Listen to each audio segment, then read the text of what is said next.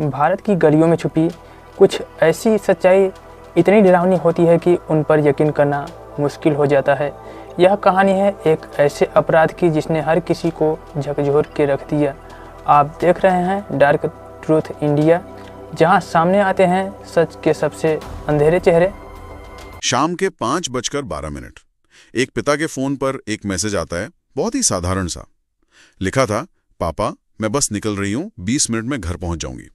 एक ऐसा मैसेज जो शायद रोज ही आता होगा, लेकिन उस दिन वो 20 मिनट कभी खत्म नहीं हुए। और 3 दिन बाद एक 19 साल की लड़की की गुमशुदगी की फाइल एक हत्या के केस में बदल गई। हाँ। आज हम सिर्फ इस कहानी को सुनाने नहीं जा रहे हैं, बल्कि हमारे पास जो सोर्सेज हैं, जैसे पुलिस की केस डायरी के कुछ हिस्से, एक क्रिमिनल साइकोलॉजिस्ट का विश्लेषण और कुछ पत्रकारों की रिपोर्ट्स, उनकी मदद से हम इस केस की परतों को खोलने की कोशिश करेंगे। हम ये समझने की कोशिश करेंगे कि एक आम सा दिखने वाला दिन कैसे एक परिवार की सबसे खौफनाक रात में बदल गया। तो चलिए शुरू से शुरू करते हैं। ये कहानी है नेहा की। उम्र 19 साल। हमारे सोर्सेज बताते हैं कि वो एक छोटे शहर के बहुत ही एक साधारण परिवार से थीं। उसकी दुनिया काफी सीमित थी। सुबह कॉलेज, दोपहर में ट्यूशन और फिर शाम को सीधा घर। बिल्कुल। एक रिपोर्ट के मुताबिक नेहा के परिवार की आर्थिक हालत बहुत अच्छी नहीं थी, लेकिन उसके सपने बड़े थे। वो एक टीचर बनना चाहती थी, और दिलचस्प बात यह है कि उसके दोस्त उसे एक बहुत ही फोकस्ड और जिम्मेदार लड़की के तौर पर याद करते हैं। उसका रूटीन कभी नहीं बदलता था। और शायद इसी वजह से जब उस दिन वो वक्त पर घर नहीं पहुंची तो परिवार को फौरन एहसास हो गया कि कुछ तो गड़बड़ है। हाँ, उस आखिरी दिन भी सब कुछ सामान्य ही था। सुबह माँ से हंसकर विदा ली, दोपहर में अपनी सहेली से नोट्स शेयर किए और शाम को ट्यूशन खत्म करके बस स्टॉप की तरफ चल दी। और वहीं से 5:12 पर उसने अपने पिता को वो आखिरी मैसेज भेजा, और यहां से वक्त जैसे थम सा गया। परिवार के लिए वो शुरुआती कुछ घंटे बहुत अजीब होते हैं। मन खुद को तसल्ली देने के लिए 100 बहाने बनाता है। हमारे एक सोर्स में जो एक रिटायर्ड पुलिस ऑफिसर का इंटरव्यू है, वो बताते हैं कि ऐसे मामलों में परिवार अक्सर डिनायल में होता है। इनकार की स्थिति में। हाँ, इनकार की स्थिति में। वो सोचते हैं ट्रैफिक होगा, फोन की बैटरी खत्म हो गई होगी, या शायद किसी दोस्त के यहाँ रुक गई होगी। बिल्कुल, ये उम्मीद की एक कमजोर सी ढाल होती है। लेकिन जब रात 9 बजे तक नेहा का फोन लगातार बंद आता रहा, तब वो ढाल टूटने लगी। डर ने घर में अपनी जगह बना ली। आखिरकार रात 11 बजे नेहा के पिता पुलिस स्टेशन पहुंचे, और यहाँ उन्हें वो जवाब मिला जो अक्सर मिलता है और जो सबसे ज्यादा निराशाजनक होता है। ड्यूटी ऑफिसर ने कहा, थोड़ा इंतजार करिए, कई बार बच्चे खुद लौट आते हैं। ये 24 घंटे का नियम वाली गलतफहमी। हाँ, ये बहुत बड़ी गलतफहमी है। कानून में ऐसा कोई नियम है ही नहीं। अगर किसी के लिए खतरा महसूस हो तो रिपोर्ट तुरंत करनी चाहिए। वो शुरुआती घंटे, जिन्हें गोल्डन आवर्स कहते हैं, किसी भी जांच के लिए सबसे कीमती होते हैं। और इस केस ने तो वो गोल्डन आवर्स हाथ से निकल चुके थे। वो रात परिवार के लिए कभी खत्म नहीं हुई, और नेहा वापस नहीं आई। अगली सुबह पुलिस ने जांच शुरू की, और सबसे पहला कदम था बस स्टॉप के आसपास के सीसीटीवी फुटेज खंगालना। सीसीटीवी फुटेज किसी भी जांच की आंख और कान होते हैं। पुलिस को एक फुटेज मिली जिसमें नेहा साफ दिख रही थी, कंधे पर बैग, हाथ में फोन, और चेहरे पर कोई तनाव नहीं। वो बस का इंतजार कर रही थी। यहां तक सब सामान्य था। लेकिन तभी फुटेज में एक सफेद कार आकर रुकती है, और यहाँ कुछ अजीब होता है। नेहा पहले थोड़ा पीछे हटती है। उसकी बॉडी लैंग्वेज से साफ लग रहा है कि वो कार में बैठने से मना कर रही है। ये एक बहुत ही महत्वपूर्ण पल है। पुलिस के लिए किसी व्यक्ति की बॉडी लैंग्वेज पढ़ना सबूत जितना ही जरूरी होता है। उसका पीछे हटना ये दिखाता है कि वो उस वक्त उस कार में बैठने को तैयार नहीं थी। लेकिन फिर कुछ ही सेकंड बाद कुछ ऐसा होता है जो केस की पूरी दिशा बदल देता है। नेहा खुद कार का दरवाजा खोलकर अंदर बैठ जाती है। 1 मिनट, ये तो बहुत अजीब है। पहले मना करना और फिर खुद बैठ जाना। हाँ, इसका मतलब तो साफ है, वो ड्राइवर को जानती थी, इसने ही रह गया था। तो अब शक का दायरा सिमट गया था। हाँ, पुलिस की शब्दावली में इसे विक्टिमोलॉजी कहते हैं। विक्टिमोलॉजी, इसका क्या मतलब हुआ? पीड़ित के बारे में जानकारी इकट्ठा करना। नेहा का ये कदम बता रहा था कि अपराधी उसके जान पहचान के दायरे का ही कोई व्यक्ति है। अब पुलिस की लिस्ट अजनबियों से हटकर दोस्तों, रिश्तेदारों और जानने वालों पर आ गई थी। खतरा बाहर से नहीं अंदर से था। तो अब पूरा फोकस उस सफेद कार और उसके ड्राइवर पर था। लेकिन फुटेज में कार का नंबर प्लेट वो पूरी तरह साफ नहीं था, सिर्फ कुछ अक्षर और नंबर ही दिख रहे थे। इतने कम सुराग से किसी को ढूंढना तो भूसे के ढेर में सुई खोजने जैसा है। हाँ, ये मुश्किल था, लेकिन नामुमकिन नहीं। आजकल police intelligent traffic management system का इस्तेमाल करती है। वो उस अधूरे नंबर को अपने डेटाबेस में डालते हैं और मतलब उस मॉडल और रंग की सभी कारों की लिस्ट निकालते हैं जो उस वक्त उस इलाके में थी। इसमें थोड़ा वक्त लगता है, लेकिन धीरे धीरे लिस्ट छोटी होती जाती है। और इसी प्रक्रिया से पुलिस एक नाम तक पहुंची, रोहित, 24 साल का एक लड़का जो नेहा के ही मोहल्ले में रहता था। और उसका कोई क्रिमिनल रिकॉर्ड नहीं था, स्वभाव से भी शांत माना जाता था। मतलब ऐसा कोई भी नहीं जिस पर आप पहली नजर में शक करें। और यही बात ऐसे अपराधियों को सबसे ज्यादा खतरनाक बनाती है। सही बात है। क्रिमिनल साइकोलॉजी पर हमारी एक सोर्स बुक कहती है कि कई हिंसक अपराधी एक मुखौटे के पीछे रहते हैं। वो समाज में एक सामान्य, शांत और भरोसेमंद इंसान की छवि बनाकर रखते हैं। रोहित का प्रोफाइल बिल्कुल इसी में फिट बैठ रहा था। जब पुलिस ने रोहित से पहली बार पूछताछ की तो उसने बड़े आसानी से एक कहानी सुनाई। उसने कहा, हाँ, मैंने नेहा को देखा था, वो बस का इंतजार कर रही थी।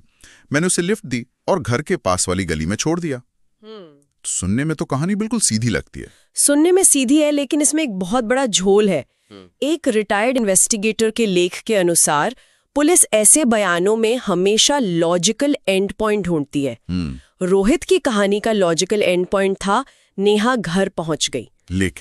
लेकिन असलियत ये थी कि नेहा घर पहुंची ही नहीं थी। बिल्कुल, यहीं पर उसकी पूरी कहानी ढह जाती है। जब कोई संदिग्ध ऐसी कहानी सुनाता है जो सच से मेल नहीं खाती, तो पुलिस का नंबर 1 सस्पेक्ट बन जाता है। रोहित के इस बयान ने पुलिस का शक यकीन में बदल दिया था। अब उन्हें सिर्फ एक ठोस सबूत की जरूरत थी, एक ऐसा सबूत जो रोहित को सीधे सीधे इस केस से जोड़ सके। और वो सबूत था नेहा का मोबाइल फोन। पुलिस ने नेहा के फोन की आखिरी लोकेशन ट्रैक की।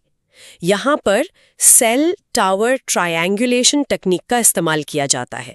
मतलब आपका फोन हमेशा आसपास के 3 टावरों से जुड़ा रहता है और पुलिस उन तीनों टावरों से मिली सिग्नल की ताकत के आधार पर फोन की एक अनुमानित लोकेशन निकाल लेती है। और वो लोकेशन वो कहाँ की निकली? वो लोकेशन निकली शहर के बाहर एक सुनसान पड़े ईंट भट्टे की, एक ऐसी जगह जहां कोई यूं ही नहीं जाता। जब पुलिस टीम वहां पहुंची तो चारों तरफ सन्नाटा था, लेकिन एक चीज ने उनका ध्यान खींचा।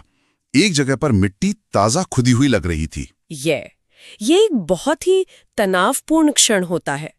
पुलिस को अंदाजा तो था कि उन्हें क्या मिल सकता है, लेकिन एक उम्मीद की किरण फिर भी बाकी रहती है। खुदाई शुरू हुई। कुछ ही देर में पहले नेहा का बैग मिला और फिर कुछ फीट और नीचे उसकी लाश मिली। गुमशुदगी का केस अब आधिकारिक तौर पर हत्या का केस बन चुका था। अब पुलिस के पास एक लाश थी, एक मुख्य संदिग्ध था और सबूतों की एक मजबूत कड़ी। रोहित को दोबारा हिरासत में लिया गया। हाँ, और इस बार की पूछताछ पहले जैसी नहीं थी। बिल्कुल नहीं। इस बार पुलिस के हाथ में सीसीटीवी फुटेज था, मोबाइल लोकेशन का सबूत था और सबसे बड़ा सबूत, लाश का मिलना। जब एक संदिग्ध के सामने एक एक करके ऐसे ठोस सबूत रखे जाते हैं तो उसका मनोवैज्ञानिक कवच टूटने लगता है। उसकी बनाई हुई झूठी कहानी का कोई वजूद नहीं रह जाता। घंटों की पूछताछ के बाद आखिरकार रोहित टूट गया और उसने अपना जुर्म कबूल कर लिया। हाँ, और उसने जो वजह बताई वो इस केस का सबसे ज्यादा परेशान करने वाला पहलू है। उसने बताया कि वो नेहा से एक तरफा प्यार करता था। उसने कई बार नेहा को प्रपोज किया, लेकिन हर बार उसे इनकार मिला। उस दिन भी उसने आखिरी बार बात करने के लिए ही नेहा को कार में बैठाया था। कार में फिर से बहस हुई। नेहा ने एक बार फिर उसे साफ साफ मना कर दिया और इसी इनकार को सुनने के बाद गुस्से के एक झोंके में रोहित ने उसका गला दबा दिया। कुछ सेकंड का गुस्सा और एक जिंदगी खत्म हो गई। साइकोलॉजिस्ट इस शब्द पर ही सवाल उठाते हैं, क्या इसे सच में प्रेम कहा जा सकता है? ये तो कुछ और ही लगता है। आपने बिल्कुल सही मुद्दा उठाया है। वो साइकोलॉजिस्ट इसे प्रेम नहीं बल्कि घातक हक जताना या फैटल एंटाइटलमेंट कहते हैं। यह एक ऐसी मानसिक स्थिति है जहां अपराधी को लगता है कि सामने वाला व्यक्ति उसकी प्रॉपर्टी है और उसे ना कहने का कोई हक नहीं है। ना कहने का हक नहीं है। हाँ, उनके लिए इनकार सिर्फ एक जवाब नहीं होता, बल्कि उनके अहंकार पर, उनकी ईगो पर एक सीधा हमला होता है। ये नार्सिसिस्टिक पर्सनैलिटी के लक्षण हैं। प्रेम में आप दूसरे की खुशी चाहते हैं, जबकि यहाँ अपराधी सिर्फ अपने अहंकार को संतुष्ट करना चाहता है, भले ही उसकी कीमत किसी की जान हो। तो मतलब ये प्रेम था ही नहीं, ये एक तरह का पागलपन था, एक जिद थी। ये समझ बदलने से तो पूरे मामले को देखने का नजरिया ही बदल जाता है। बिल्कुल, समाज में अक्सर ऐसी घटनाओं को प्यार में पागल कहकर हल्का कर दिया जाता है, लेकिन ये एक खतरनाक मानसिकता को मतलब सामान्य बनाना है। ये प्यार नहीं बल्कि नियंत्रण और अधिकार की एक हिंसक इच्छा है, और जब वो नियंत्रण हाथ से निकलता है तो वो हिंसा में बदल जाता है। कानून ने अपना काम किया, रोहित को सजा हुई और केस की फाइल बंद हो गई, लेकिन नेहा के परिवार के लिए ये जख्म कभी नहीं भरेगा। उसके पिता आज भी कहते हैं, उस दिन अगर मेरी बेटी बस 5 मिनट देर से निकलती या 5 मिनट पहले निकल जाती तो शायद आज जिंदा होती। ये शब्द ये इस कहानी के दर्द को और भी गहरा कर देते हैं। ये हमें बताते हैं कि कैसे कुछ सेकंड का एक गलत फैसला या सिर्फ किस्मत का खेल किसी की पूरी जिंदगी तबाह कर सकता है। लेकिन अगर हम इस कहानी से कुछ सीख सकते हैं तो वो ये है कि हमें खतरे के संकेतों को पहचानना होगा। और शायद यही इस पूरी कहानी का सबसे डरावना सच है कि खतरा हमेशा दूर या किसी अनजान शक्ल में नहीं होता, कभी कभी वो हमें पहले से जानता है। इसी वजह से अपने आसपास के लोगों के व्यवहार पर ध्यान देना जरूरी है। लगातार पीछा करना, बार बार मना करने पर भी दबाव डालना या इनकार को अपनी तौहीन समझना, ये सिर्फ किसी की आदतें नहीं हैं, ये खतरे की घंटी हो सकती हैं।